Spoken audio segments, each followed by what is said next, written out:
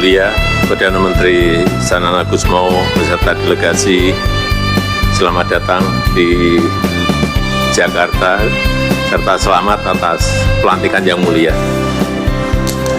Indonesia dan Timor Leste adalah saudara, sehingga kemitraan kita harus semakin dipererat.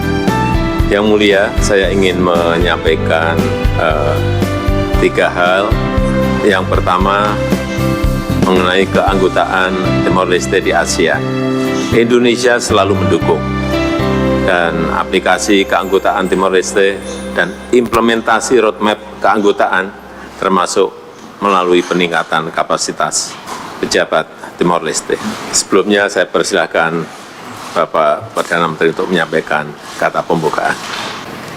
Saya mau juga congratulate Indonesia for leading the ASEAN Chairmanship during this year under the theme of ASEAN Matters Epicentrum of Growth.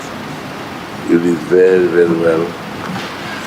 I would also like to thank Indonesia for supporting, as you said, Mr. President, supporting Timor-Leste accession and integration process.